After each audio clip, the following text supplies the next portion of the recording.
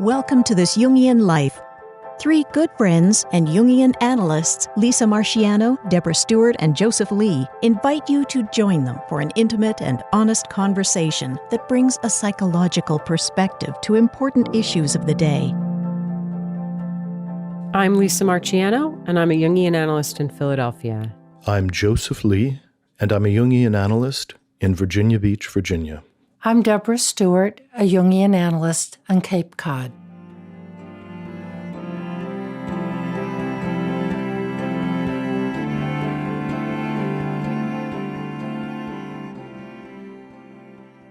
Jungians have a sweet spot for fairy tales. Marie-Louise von Franz made an art out of interpreting fairy tales, and one of the reasons that we're so interested in them is they capture a kind of collective wisdom, and some researchers suggest that these tales are hundreds, thousands of years old. So when we take on a fairy tale, we're looking to bring forward some of this ancient wisdom, which is encoded in the symbolism. Today, we're going to examine a Grimm's brother tale called Maiden Without Hands. A miller, who was so poor that he had nothing else but his mill and a large apple tree behind it, went into the forest to fetch wood. While there, he met an old man who said, "Why are you torturing yourself so much? I'll make you rich if you promise to give me what's behind your mill. In 3 years, I'll come and fetch what's mine." The miller thought to himself, "That's my apple tree." So he said, "Yes," and signed it away to the man. When the miller returned home, his wife said to him, "Tell me, miller, how did all this wealth suddenly get into our house? All at once I've discovered our chests and boxes are full of money." "It's from a stranger I met in the forest," he said. "He promised me great wealth if I agreed in writing to give him what's behind our mill." "Oh, husband," his wife explained in dread, "this is terrible. That was the devil. He didn't mean the apple tree, but our daughter who was behind the mill sweeping out the yard." The miller's daughter was a beautiful and pious maiden, and after 3 years, the devil appeared quite early and wanted to fetch her, but she drew a circle around herself and purified herself. Consequently, the devil couldn't get near her, and he said angrily to the miller, "I want you to take all the water away from her so she can't wash herself anymore." Since the miller was afraid of the devil, he did as he was told. The next morning, the devil came again, but she wept on her hands and washed herself with her tears so that she was completely clean. Once more, the devil couldn't get near her, and he furiously said to the miller, "Chop off her hands so that I can grab hold of her." The miller was horrified and replied, "How can I chop off the hands of my own dear child? I won't do it." "You know what? Then I'll take you instead, if you don't do it." The father was so terribly scared of him that in his fear he promised to do what the devil commanded. He went to his daughter and said, "My child, if I don't chop off both your hands, the devil's going to take me away, and in my fear I promised I'd do it. Please forgive me." "Father," she answered, Do what you want to me." Then she extended both her hands and let them chop them off. The devil came a third time, but she had wept so long and so much on her stumps that they too were all clean, so he lost any claim to her. Now, since the miller had gained so much wealth thanks to his daughter, he promised her that he would see to it that she'd live in splendor for the rest of her life, but she didn't want to remain there. "I want to leave here, and shall depend on the kindness of people to provide for me whatever I need." Then she had her maimed hands bound to her back, and at dawn she set out on her way and walked the entire day until it had become dark and she had reached the king's garden. There was a hole in the hedge of the garden. So she went inside through the hole and found an apple tree that she shook with her body. When the apples fell to the ground, she leaned over and lifted them with her teeth and ate them. She lived this way for 2 days.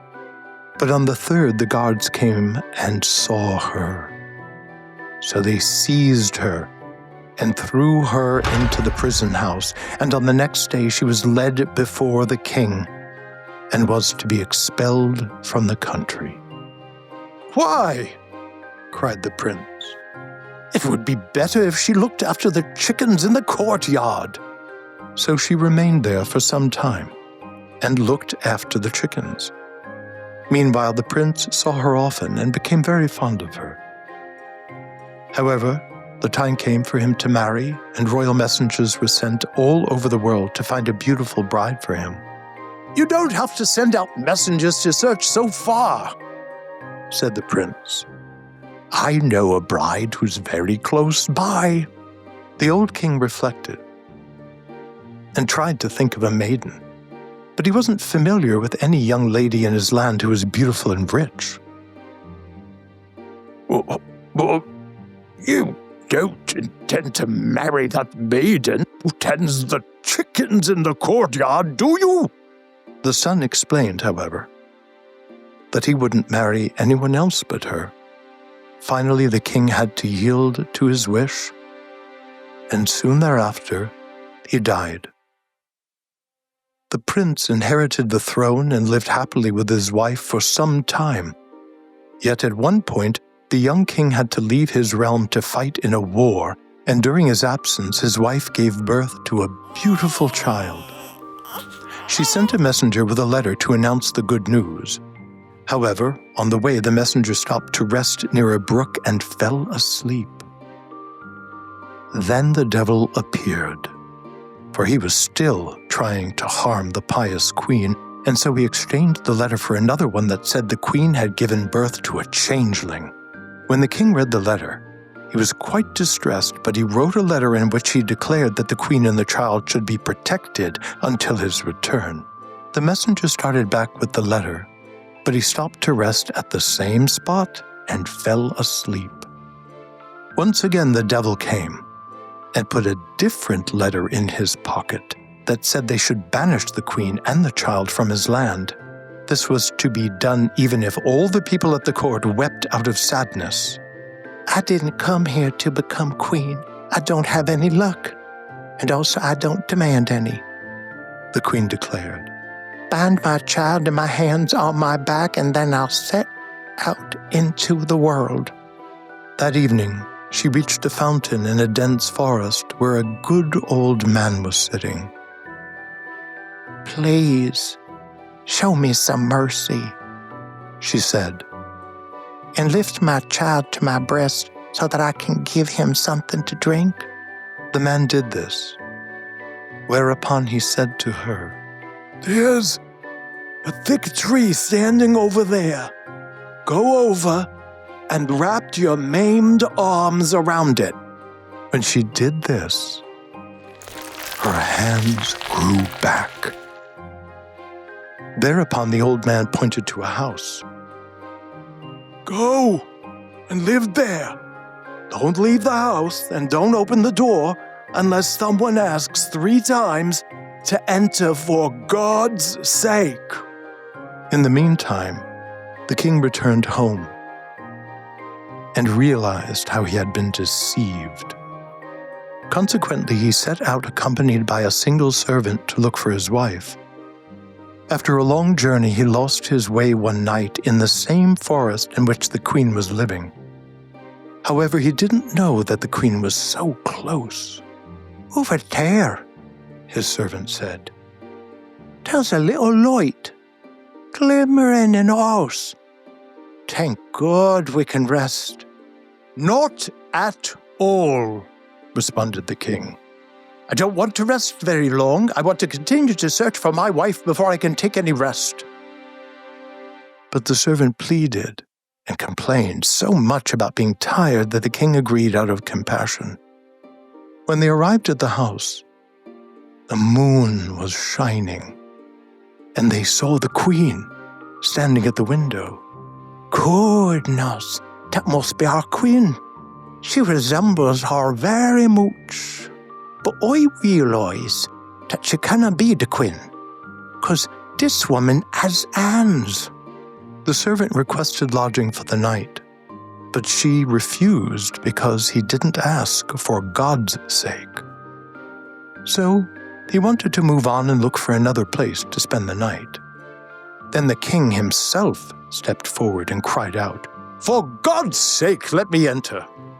"I can't let you enter till you ask me 3 times for God's sake."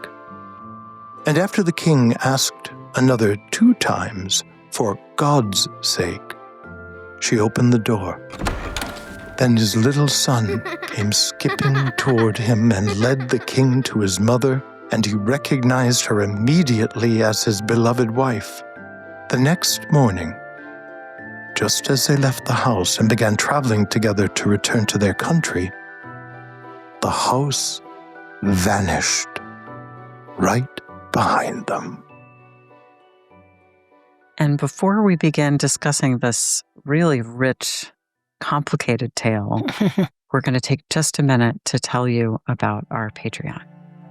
Hello, listeners. Don't forget about our Patreon, where you can support us, and also you get access to bonus material. And in this week's special episode for supporters, we analyze the dream of a woman who dreams about a convertible, and we wonder together what that might mean. So check that out. You can access our Patreon by going to our website, thisjungianlife.com. Well, this is such an important fairy tale. It's been important to many women, especially, and it's been written about many times by Jungian authors. And there are also versions of this tale in many different cultures. So there's something very universal and archetypal about it. And I suppose, one way of understanding it at sort of a high level before we kind of get into the details is it's really about the father wound in the psyche of a daughter. It's one of these stories where the father sacrifices the daughter to meet his own ends. We also see that in Psyche and Eros and Beauty and the Beast and in the story of Iphigenia. And it's very kind of cruel and unthinkable. And yet psychologically, it happens all the time. Daughters are sacrificed. I mean, sons are too, but that's a different fairy tale. Yeah. There is the theme that I would say is going on here is the undervaluation of the young or elemental feminine, that it can be sacrificed seemingly in a justifiable way by the father. I mean, Beauty and the Beast does the same thing that the young woman in this tale does. She says, "Oh, that's okay. Don't mind me. Do whatever you need to do. You're more important. Chop off my hands. That's okay. Send me into the forest to live with the beast. I don't mind." That there is this kind of dynamic in the psyche. That's what's important to remember, that it's in the psyche portrayed as father and daughter, but that the masculine is willing to accept, in this tale especially, a particularly gruesome sacrifice of hands, of agency. Right. And I thought of another example, which is the Inuit myth of Sedna, of which there are many different versions, but one of them features the father chopping off the tips of the daughter's fingers to save himself. And you're right, Deb. I mean, I think this is one of those fairy tales that can kind of work on this kind of cultural and personal level and intrapsychic level. Like there are these ways that sometimes fathers sacrifice daughters. And then that can be an intrapsychic symbolic process where the father, which might symbolize the kind of dominant cultural values and the way those impinge upon, as you said, Deb, the kind of young elemental feminine in the psyche of either a man or a woman for that matter. I've heard that term a few times in our conversation. There are ways that a father will sacrifice a daughter in a cultural interpretation. Could you give an example or two of what that might mean? What does that look like in a lived environment? Well, on a personal example, just to kind of come up with a hypothetical, it might be a father who is very kind of career and achievement oriented. And perhaps he has a very talented daughter who's more interested in, for example, the arts. But he really imposes his will on her that, she's going to go to business school or she's going to go to law school. And there isn't a seeing of the daughter. It isn't, I see you and all of your fullness and what you want and what you value. It's more, how can you live out my desires, or how can what you do reflect well on me, or somehow the choices that you make can affirm choices I've made for myself. So that's just a kind of personal example. But I think in terms, if we think about it more kind of intrapsychically or symbolically, especially the king, right? But I think the father too can kind of carry, these are the dominant values in the culture. And if the dominant values in the culture kind of they may impinge upon us. We might live in a culture, for example, that is, as we do, that is very extractive and very interested in material possessions and in distraction. And that kind of maiden part of us might want to just let some moss grow out in nature or something like that. But there's a way that these dominant values can inflict harm on other kinds of impulses in the psyche. Yes, that makes sense to me. And we could take any number of perspectives with a fairy tale. We could imagine that this is a dream, for instance, that's happening in a man's psyche, a dream that's happening in a woman's psyche. And then we would parse out what the various images might represent, anima, animus, wise old man, etc. One of the things that I was resonating with is how, in the face of achieving wealth, what might a man sacrifice in his own psyche? And if the apple tree, which then anthropomorphically becomes the young feminine, how many men have to silence their anima, have to silence their young soul, chop its hands off in order to tie themselves to a corporate job? Or I like that, Joseph. Yeah. The quest for wealth. What has to be silenced, given away, sacrificed to mammon, so to speak, in order to achieve wealth? I'm taking a step back in the story to the father, first of all, not recognizing the devil. And secondly, the first sacrifice, which is, hey, I'm willing to chop down that apple tree in the back. So there's a kind of willful ignorance of this deal is a little too good to be true, that all of a sudden, out of nowhere, some guy appears and says, hey, look, mister, have I got a deal for you? Yeah. All you got to do is, give me what's in the back. I mean, most of us, I think, would sort of step back and say, hey, wait a minute. Who are you? Where'd you come from? Let's think about this. But our greedy, dominant male figure of the father can only hear, this is great, and all I have to do is chop down the tree, which is another huge symbol of life. trees are archetypal. The roots go down into the depths. The branches reach up to the spiritual heights. Trees are huge religious symbols. This is a tree that bears fruit. And so the ground is laid for the rest of the tale to unfold and for the father to then accede all too readily to chopping off his daughter's hands. Yeah, that's a great point, Deb. And it's underscored by the fact that his wife says, "What were you thinking? That was the devil." Like she knows right away. Right. Exactly. Yeah. So that's a great motif here in this fairy tale. This, like you said, this kind of willful ignorance. Like, oh, get rich quick. That sounds great. Let me not interrogate that too much and just go with it and not think about what I'm going to have to give up to do that.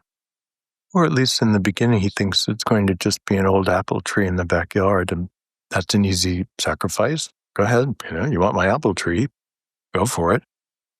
It is strange, but of course, fairy tales happen in some other universe where if a stranger came up to you and said, "I'll make you wealthy," that we would believe them. Oh, sure. That sounds perfectly credible, and I'm sure you'll do that. And God knows it happens all the time. The scamming industries make money. But I do like what you had said, Deb, about the sacrifice of the tree perhaps being more significant. And if we take the opening context of the tale, which is, this is a miller, he has his mill, nothing else, he's maybe even destitute. The tree is the only generative thing around him in the opening of the fairy tale. At least you've got something that's giving you fruit that you can eat and survive on. It gives you sustenance. And it is interesting that the tree is there at the beginning of the tale and the tree is there at the end. Yeah. That the bargain around the tree costs the maiden her hands, and the tree in the end restores her hands to her. Well, and it's also in the middle because she eats the apples in the king's garden. So it winds up being a really important symbol throughout the tale. And the tree, I mean, if we think about what the tree means archetypally, it's often associated with the mother, but it's a symbol that can be either masculine or feminine because it's also this kind of axis Vertical. mundi. Yeah. But like you said, Deb, it goes down into the depths, and of course, apples have a very storied, archetypal, mythic history. Yep. So certainly, there's this lovely symmetry in this version of the tale that the tree is there 3 times.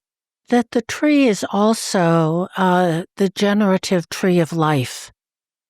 And it's the thing in the backyard. It's not right out front. It's a little subtle. It's in the back. We take it for granted. And Joseph, you know about, in the Kabbalah, the tree of life. It's just disregarded as just an old apple tree, when in fact, it's very important. And one's children are the fruit of the generative tree. Yeah. So giving the apple and the apple tree, in a sense, is foreshadowing the fruit of his union with his wife as well. We actually say the apple doesn't fall far from the tree when we're talking about a child. And it also makes me think of that odd book that everyone gives to kids, right? The Giving Tree. Oh, I know. Oh, God, I hate that book.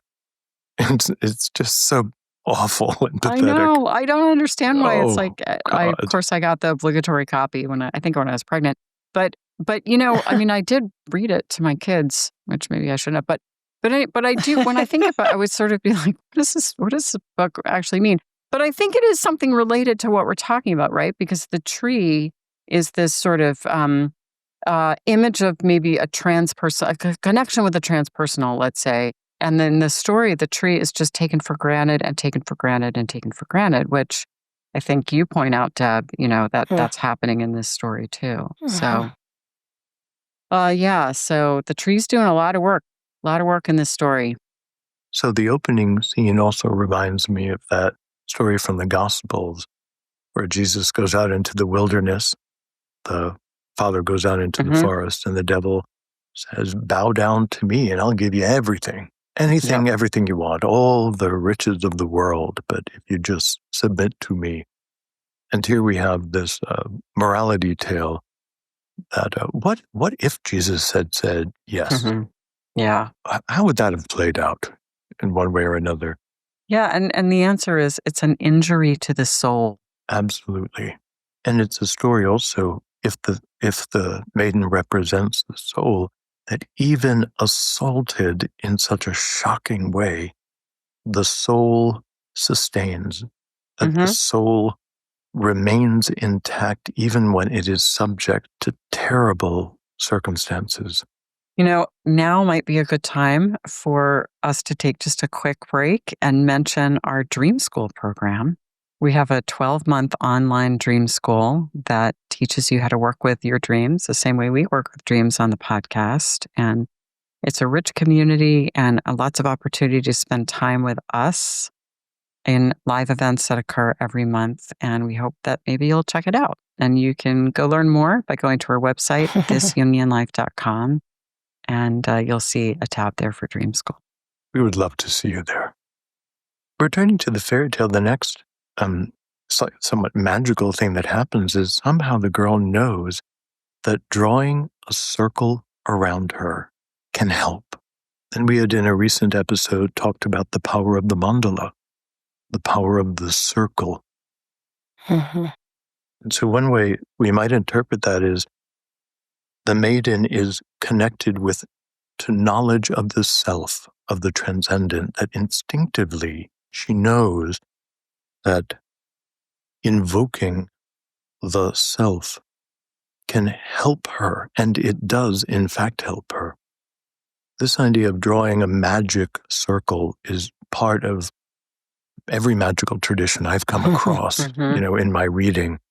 There's something so powerful about drawing the circle around us that it's universal and mysterious. And then when she can't manage to draw a circle, her tears are cleansing and sacralizing. Yes. And that's such a truth, I think, about tears, that they are cleansing. They do wash away difficult emotions. That's why if we let ourselves kind of finish crying, we often feel better and may have a sense of clarity. So the fairy tale is picking up on that truth as well. When we have tears, it's a motif in other fairy tales, certainly in the New Testament and the Bible, that is when the transcendent occurs, that we sink into the depths of our grief. We feel the pain, the heartfelt pain. We leave the story behind and simply have a reunion with our heart and its sorrow. And that is transformative. The tears are the element of change when we can simply let ourselves feel of this is what has happened. She's grieving, and it is simply sad. And that is the redemptive moment, the magic, as it were, of tears. So the tears are connected to the idea of purity. And so it brings up a question, what does purity mean? Because it is so central to this magical protection from what the devil represents. So one way that I think of her purity is that she remains in contact with the self, that her relationship to the center of her being remains intact and is not contaminated by the promises of the devil or other kinds of intrusions. So whatever, quote unquote, soil, whatever outside influences might have gotten onto her hands in the beginning of the tale, her tears are able to keep restoring her to that primary connection. The axis mundi is one symbol of it, the ego self-access, her intuitive knowledge about drawing the circle. The self is present to her over and over and over again, and it protects her from being contaminated by something that is not intrinsic to her. And this is what individuation is. Yeah, and Joseph, I like that, and I think it comes up again in a very one of the next scenes where she's eating the apples even though she has no hands. So the apple can be an image of the self. It's round, it's red, it's glowing. Sometimes apples in fairy tales are golden, but not these. But it can be a self symbol as well, and it's sweet. And she eats the apple. She has unmediated access to the apple. She doesn't need her hands to eat the apple. So I think you're really onto something there. But let's take for a second the image of hands and what it means to lose your hands, because I think that that's a very, very important symbol. And Deb, you already mentioned this keyword agency. Yeah, we have. I think we know about hands just in all of the expressions that we have about hands of, let me give you a hand. Somebody gives someone a hand up. Somebody has a hand in it. We have handshakes. We have the eye-hand connection. The list goes on of how important hands are as our way of operating in the world. I've always been amazed that our big reference that we've mentioned so many times, the Book of Symbols, and here it is, always right at hand, has on its cover a hand, and it is 700 and some pages long. Of all the symbols that this book deals with, the hand is on the cover. It's intrinsic to our sense of self. It reminds me of the cave paintings. Yes. That's some of the earliest cave paintings are these hands. Images of hands in relief. Yeah. That are tens of thousands of years old. And of course, our hands are how we manipulate things. And manipulate, the Latin root of that is the word for hand. So it's how it's manipulate in the sense, not in the devious sense, but in the sense of, I can manipulate the coffee creamer to put cream in my coffee, and I can manipulate the steering wheel to drive my car. It's kind of essential to just about everything we do. So to lose one's hands is a real loss of, coming back to that word, agency, our ability to be instrumental in the world. Now, there's this interesting symbolic event that happens is she has said, no, I don't want you to take care of me with all of this wealth. I want you to tie my hands behind my back, and I shall go out into the world and depend upon kindness to care for me. That feels so complicated. There's so many levels to that image.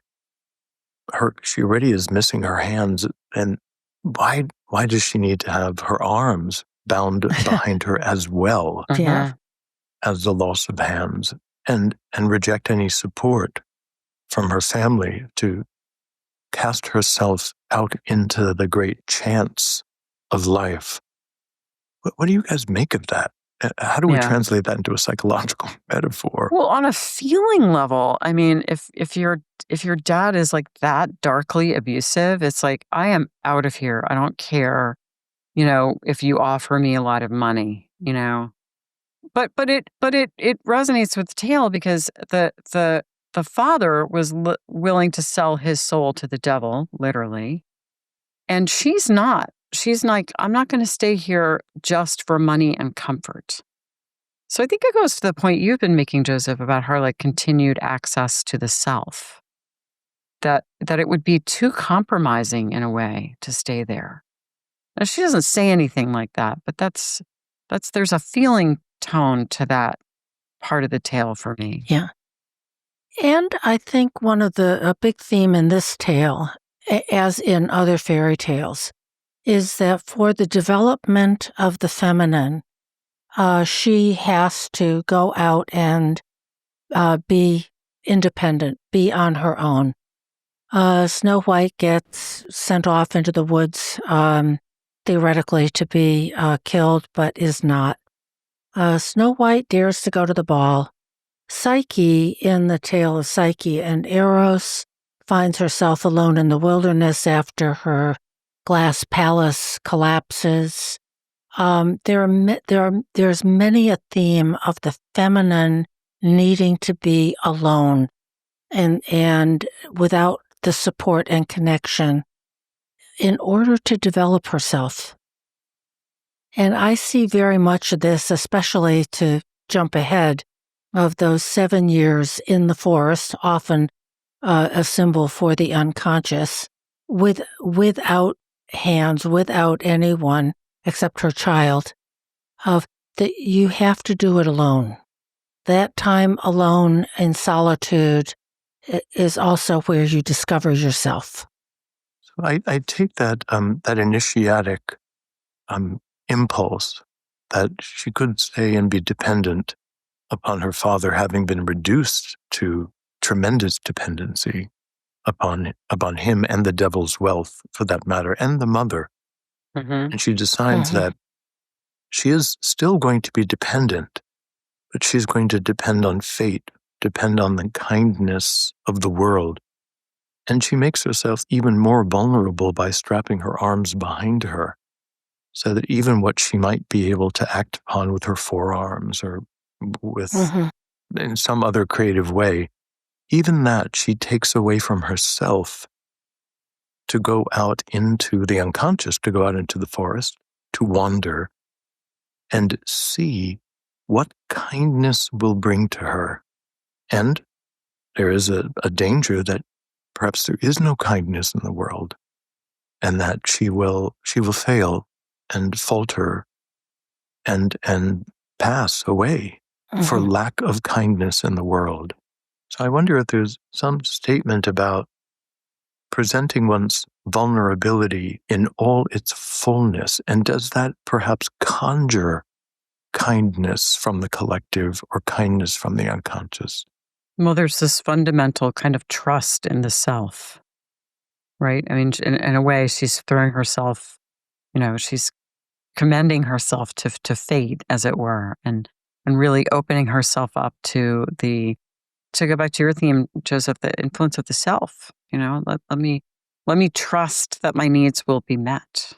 Let me trust the transpersonal, in a sense. But before that, she has a stopping off place where she is in the palace property of a king, and the prince falls in love with her, and they get married.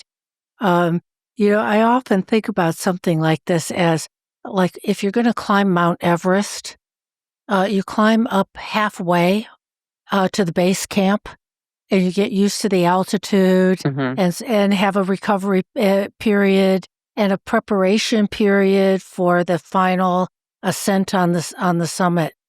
And so she has that in this kingdom where, of course, there is going to be a symbol of the masculine in the form of the prince who will fall in love with her.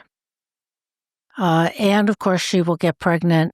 So here's the intermediate stage before of getting ready and having preparation for going off alone into the woods.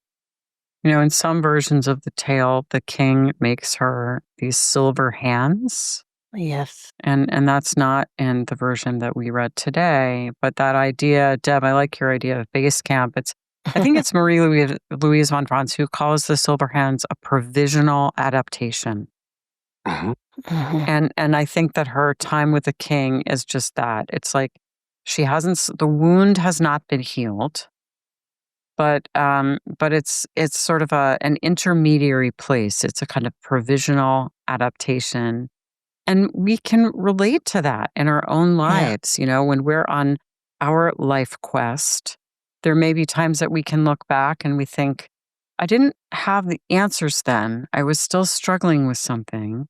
But at least that was a kind of a respite. Yes. It allowed something maybe to move underneath the surface of the waters a little Yeah. bit in preparation for the next leg of the journey. Yeah. I'm also thinking of this as kind of a doubling of that you have to leave these provisional adaptations. First of all, she has to leave home. And we can imagine that after this horrendous amputation, she says, I'm done, I'm out of here.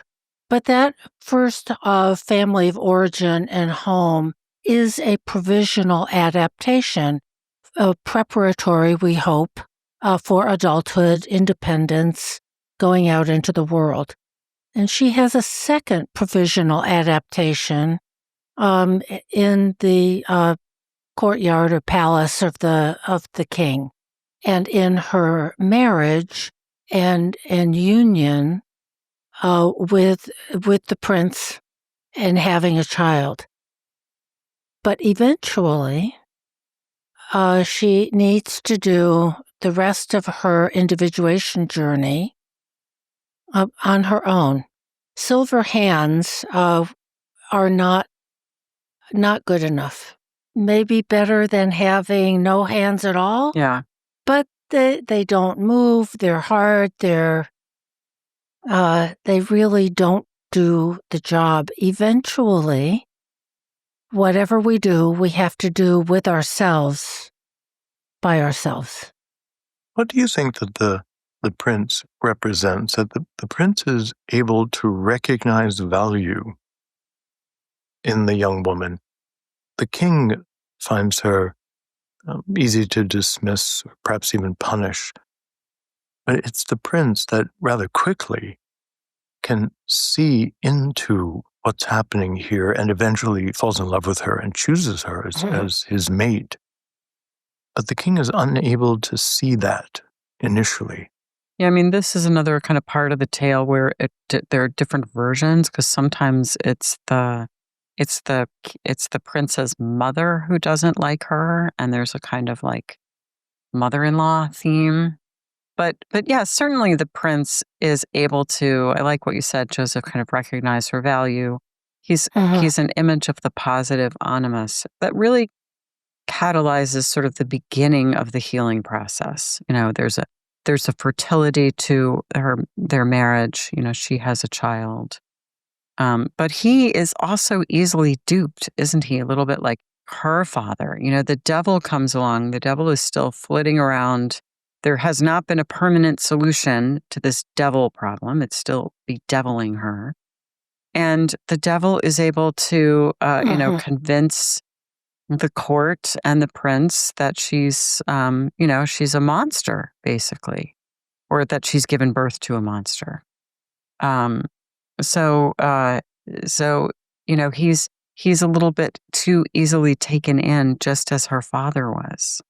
I feel like in this version, it seems like, at least initially, the young king does trust himself because he gets this letter about the changeling, and his response is a demand that she and the child should be protected. What I'm noticing is that in the first iteration, at least, there's the slander right is sent. Something inside the king pauses, the queen and a changeling, and there's some threat here, but his first response is to write and insist that the young feminine and his child be protected until his return. And what I would imagine is that's a kind of healthy response, that he wants to evaluate what's true himself and not depend on this bizarre letter. The devil then interferes again, trying to stop this protective declaration from reaching the court. But an interesting way to possibly think about it is that the devil represents doubt and ambivalence. And that the switching of the letters, I mean, it's maybe a bit of a reach, but I think it could be interesting to say, yeah, on the surface, the young king is like, protect my wife and child. But really, he's there's some whispering in his ear, like, really? And that the switching of the letters might represent his ambivalence toward the situation as well. And the letter banishes her. So we have this repetition of this young, vulnerable Yes. feminine, and now her child being returned to the forest, being returned to the unconscious. That were she to remain in the kingdom and he came home, ostensibly her hands would never have grown back. Right. That Right. she might have had a quality of life, but the actual healing process requires her to go back to the woods, go back into the deep unconscious, and encounter what can regenerate her and not just keep her afloat. Which goes to what you had said earlier about this cultural compensation can kind of keep you afloat, but that's different from healing. Joseph, I love that. That's really important, I think, that she has to go back to the wilderness of the unconscious. And what she meets there is the archetypal wise old man. And that's the healing function. So we started off with this father wound, this father who's kind of in league with the devil. There was the positive animus in the form of the prince, even though there was still a kind of negative father in the king. But the ultimate healing comes from this deeply transpersonal figure, the wise old man, who tells her to seek healing from the tree. And there we are back at the tree.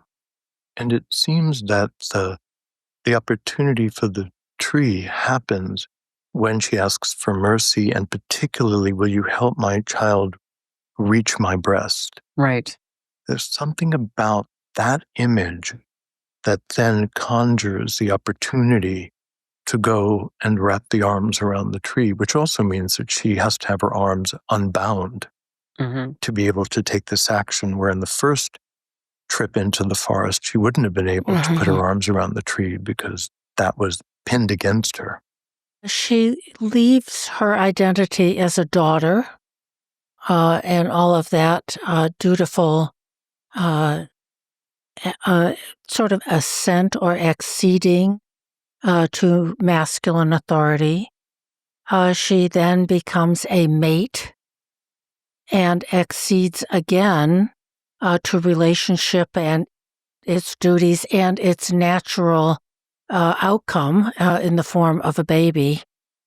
And then she meets the wise old man, which is the transpersonal force within her. That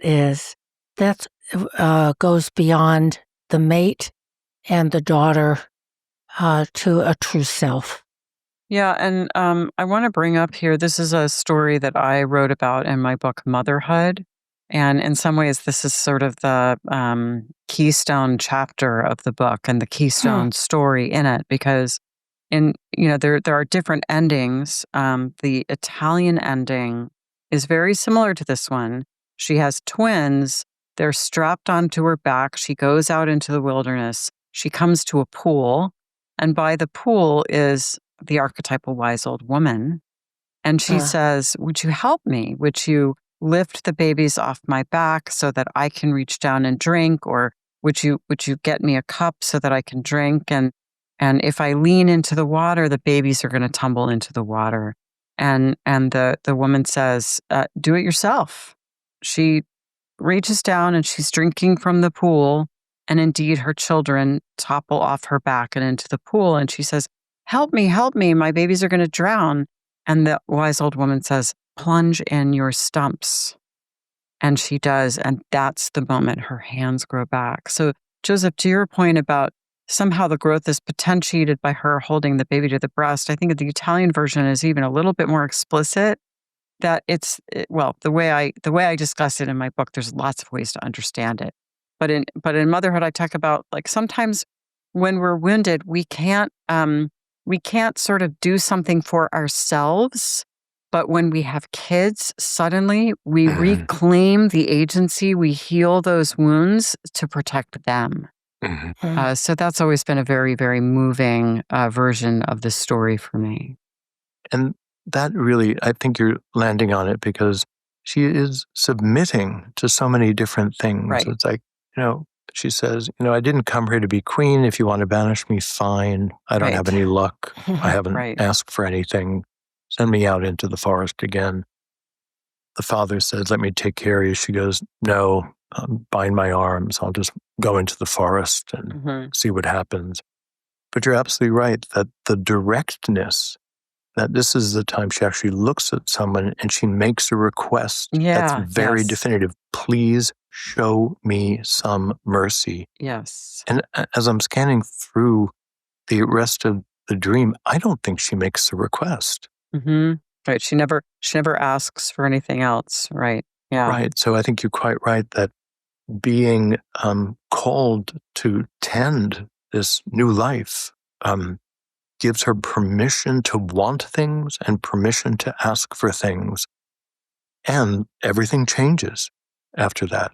Absolutely. That's a great point. And of course, the baby could be symbolic of, a new creative venture or a new attitude. Doesn't have to be an actual child, but in my experience, even in my personal experience, there were things, and women I worked with too, there were things I didn't figure out how to do for myself that when my kids came along, I was like, I'm going to figure this out. So I think it works on that level as well. I also wanted to just talk about the servant for a second at the end, because he's a very interesting shadow figure, isn't he? He kind of knows where to go. He is the first one that says, there's something very familiar about this woman that's in the window over there. Yeah. When they arrive at the house, the moon is shining, and they saw the queen standing in the window. So there's something about the archetype of the moon that in dreams or art, where the moon is figural, we know that the unconscious is highly present, that we are in the realm of the unconscious. And being made visible by the moon, because ostensibly she wouldn't be seen otherwise, that there is some cosmic activation that allows the queen to be seen, because without that, they might have easily passed and not seen her at all. It's like it shines a spotlight on her as she is framed so specifically.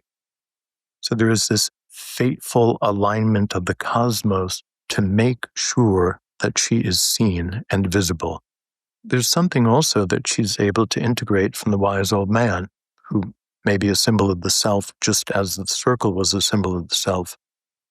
He gives her instructions on how to vet the things that come to her, because that's something that the father can't teach her, because whoever shows up, he'll cut a deal and not know what's going on. That there is a lot of lack of discrimination that's happening earlier in the tale. So one of the things that the self provides, as well as telling her where to go to be healed, is he gives her some really good advice. Don't let people access you unless you see these signals.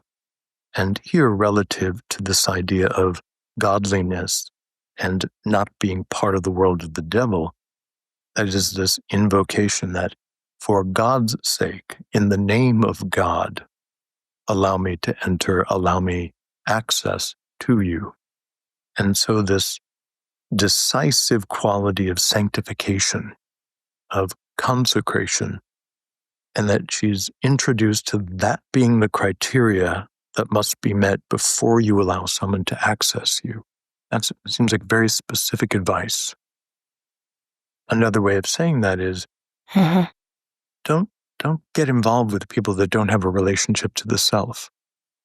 Like if they can't speak the language of the self, if they can't signal to you that the self is important to them, in the name of the self, will you allow me to access you, to enter? Because she has earned, through great suffering and also her own intrinsic nature, this relationship to the self. And someone who is equally yoked to the self is a reliable partner. I think that is the sort of the essential or central psychic fact of fairy tales in general. that a coming into consciousness and a realization of the reality and the centrality of the self, the coming into greater wholeness and recognition that there is something greater in us, running through us, available to us that we really need to honor.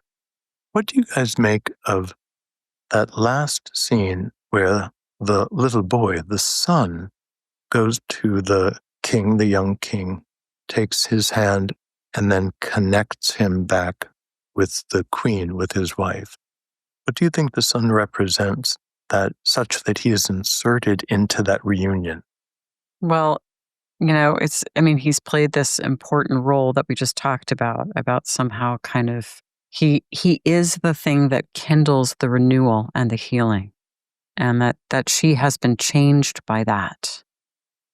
And, the king, the young king or prince or whoever he is going to meet her now as a changed person and the new standing and a kind of new orientation to things, because she has been able to be generative in that way. I also think that the anima and the animus are linking functions, that the ego, and whether it's a male or female ego, the ego can't interact with the collective unconscious safely. And so we need these intermediary functions that we then imagistically call the anima animus. But she now has given birth to this young animus that is intimately hers. I mean, it comes from her. It's not a borrowed animus of the father or even the prince or the king. This is part of her. Mm-hmm, mm-hmm. And this healthy, skipping, happy, whole little animus, or we might even think of it as an image of the cherub or eros, that the animus shows up, takes the dad and the mom, or the masculine and the feminine, and puts them together in that linking function, that he's required, so to speak, to find her and for them to be reunited.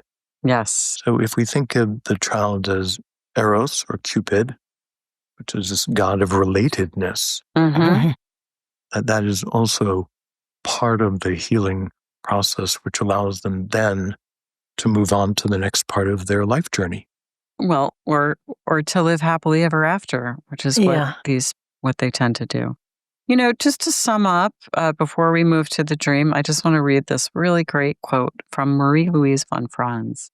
She says, "All fairy tales endeavor to describe one and the same psychic fact, but a fact so complex and far-reaching and so difficult for us to realize in all its different aspects that hundreds of tales and thousands of repetitions with a musician's variations are needed until this fact is delivered into consciousness, and even then, the theme is not exhausted. And that fact is the psychological reality of our essential potential for wholeness." The self. The self. And with that, maybe we can see if we can find the self in a dream. Which makes me think for a moment that finding the self can also happen in dream school. Indeed. Dreams are always tapping us, gently ringing, pointing, providing maps, giving us compasses, beckoning to us, telling us where to go to find the self. In the busyness of the outer world, it can be very difficult to discriminate these signposts from the self. Our dreams every night are doing that. So joining us in Dream School is a way of cordoning off an area, or like the Handless Maiden, going into the forest to find the thing that's necessary. And your dreams are the thing that can lead you correctly.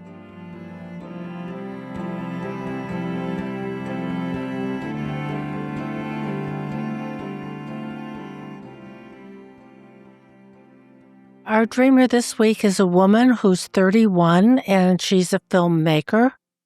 And she has entitled her dream Wave danger. Here's the dream. It's a nice gray day, and I'm on the beach talking to my mother, who sits relaxed in a beach chair. I walk away, then I'm in a house, seemingly my house, near the shore. I close the sliding glass door and look to my husband, who's sitting on the couch turned away from me. In the dream, my husband is represented by a friend of mine whom I haven't spoken to in over a year. While looking at the back of his head, a wave crashes on our back porch, and a bit of water gets inside the house. I giggle, saying, "Oops," and attempt to close the door again, which bounces open a few inches each time I try to shut it and lock it. More waves are crashing, getting bigger. I'm confused, thinking, what the heck? As I keep attempting to keep the door closed. I keep looking to my husband, who is lost in focused thought, never making eye contact with me. Then a huge wave comes up, and as I'm holding the door closed, I remember my mother is outside on the shore, and I start to panic. I want my husband to go and save her.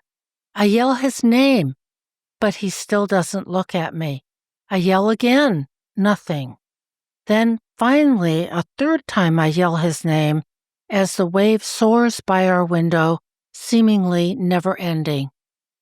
I wake up, my heart pounding. For context, she says, I am pregnant, due in about 3 months. My husband and I are both freelancers. I've been the breadwinner for the past couple of years, and we're getting nervous about him being able to work enough so I can take time off to be with the baby. We are also finally getting some momentum with directing our own feature films, and I feel both excited and stressed at the timing, wondering if I'll be able to enjoy or even physically handle the thing I typically love, because I also do want to dedicate myself to the baby girl. The main feelings in the dream, she says, at first lighthearted, easygoing, peaceful, then a sudden panic when I realize my mom is in danger. For additional context, she says, the person who visually represents my husband in the dream was my closest friend before meeting my husband. He was my neighbor, and we've known each other for years. I'd spend nearly every day at his house, either working, meditating together, or watching movies. It was never romantic, but he always felt like a significant figure in my life. I admired his shameless selfishness. He always chose his own desires and drives over everything. My mother and I have made it over the hump of a long rough patch, but our relationship still isn't terribly deep, though I've made peace with that. She was a very loving mom in many ways, and I care about her, though there are things I want to do differently. I love the beach and swimming in the ocean. It's always brought me centeredness and peace. So this dream has a real arc, right? It starts off with this it's interesting. She says it's a nice gray day, because usually we don't think of gray days as nice. So I noticed that right away. So there's a little bit of a hint maybe that not everything's so great, but there she is on the beach, and she's, talking to her mom. And then it just builds with this crescendo. I mean, if we look at the dramatic structure of the dream, right? There's this development, and then it comes up to this crisis, and there is no resolution. There's no lysis. Mm-hmm. There's just this sense of kind of catastrophe, but that's not even really verified. But I think that one of the themes in this dream, and there are several, but one of the themes in the dream is being afraid of losing the mother. And I think that, it might relate to her mother complex, her actual mother, but I think in this sense, it might relate to her fears, very normal. This is sort of a normal pregnancy dream in a way, a fear of not being in contact with a mother archetype once the baby comes. Like, she's obviously thinking a lot about what kind of mother she wants to be, how the baby's going to fit into her life, all very normal things when you're pregnant. And there's a fear, and in a sense, the dream is an expression of a fear that she's going to lose the tether to the sort of mother archetype, which is constellating in her in this pregnancy. And there are different ways to look at that, but that's one way maybe. In a way, I wonder if this dream kind of echoes the fairy tale that we were talking about, that our dream ego here winds up really on her own. First, she's with her mother on the beach, relaxed, talking.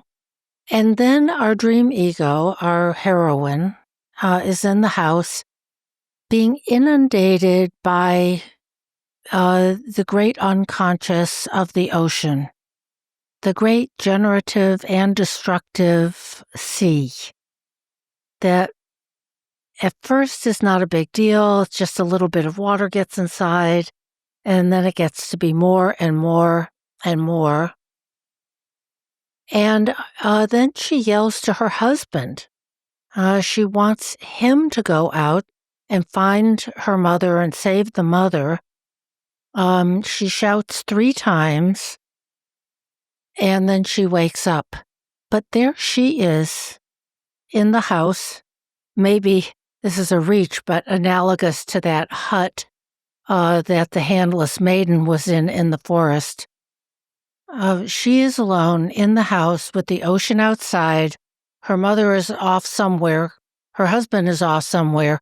It's you in your dwelling alone with your pregnancy and all of the inundation that impending motherhood brings with it.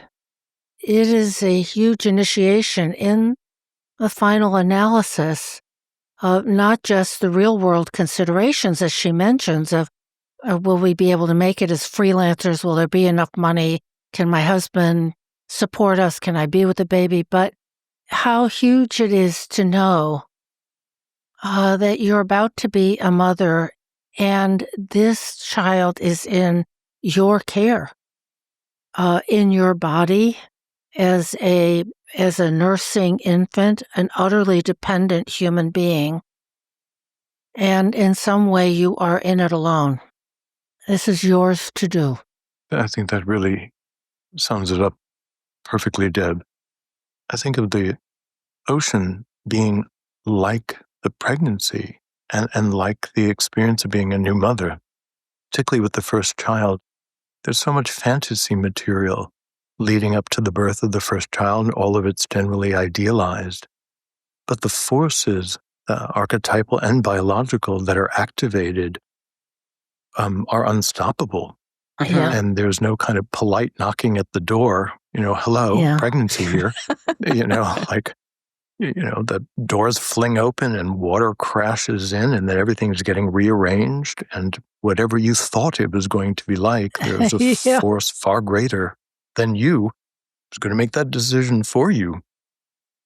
What I think also of the quote unquote the biological mother perhaps being swept away, although we don't know that, is that until she has her first child, she is still the daughter of someone. Yeah. And so the mother ostensibly being swept away really captures that feeling that she is now the mother, and her role as being the daughter to someone is fading fast, if not being swept right out to sea, because she's got to carry all of it. Just as you were saying, Deb, this is for you, and to submit to this enormous churning process that is ancient and unstoppable.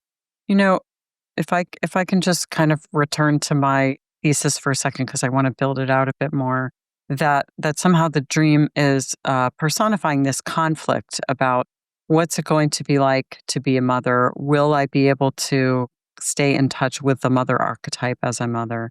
It's interesting because in the dream version of her life, she has married selfishness. Now, I like the fact that she has a friend who's selfish and that she can look to him and say, look at how he's making his decisions, because I think, as Edinger said, a lot of us have to learn how to be constructively selfish. And so this feels important to me that she's done this thinking about this figure. But I wonder if the dream expresses some anxiety about, hey, if I'm too selfish, then maybe everything will just get swept out to sea. For example, if the baby comes and I can't make any time for the baby, and I'm so busy doing this other thing that I like, that might really be a dangerous kind of situation. I mean, she's asking him for help and he's sitting on the couch like he hasn't even heard her. So it's about having a kind of right relationship with selfishness, and new motherhood certainly challenges that. Because if there's ever a time in your life when you pretty much have to set aside your own needs, boy, it's those first few months.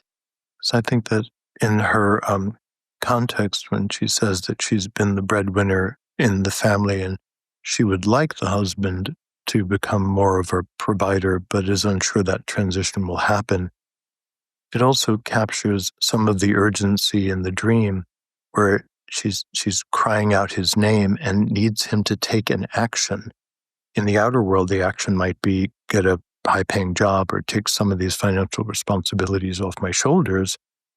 And he's not able to, or at least the dream figure is not able to respond, or is caught in something else.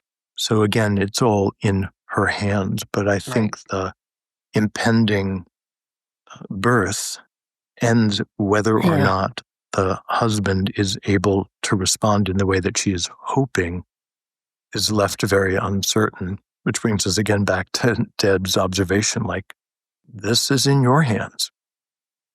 It really is. And maybe the husband will do what you hope, but maybe not. Yeah. And maybe your mom will be helpful or maybe not. But the thing that's sure is that ocean's on the way.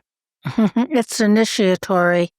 Yeah, this impending childbirth is initiatory. And we would like to feel that our husband is there to support us, that our mother is there to support us. And in the dream, mom is off somewhere. We don't know quite what's happened to her. The dream figure of the husband, who looks like this friend, is also not responsive. And it does really represent and show the truth of, this is going to be your experience. You are the one who is going to give birth to this baby. And I want to say, you can. Many, millions and millions of women have found something of themselves always in the experience of childbirth that will be yours to have lived and to know soon. And we certainly wish this dreamer the best with her upcoming initiation. We really do. Thanks for listening. To submit a dream, suggest an episode topic, or join our mailing list, visit our website, thisjungianlife.com. If you enjoyed this episode, give us 5 stars and a good review on Apple Podcasts, Spotify, or wherever you get your podcasts. Subscribe to our YouTube channel and make sure to click the notification bell to be alerted whenever we upload videos. And keep up with all things TJL by following us on Instagram, Facebook, X, and TikTok.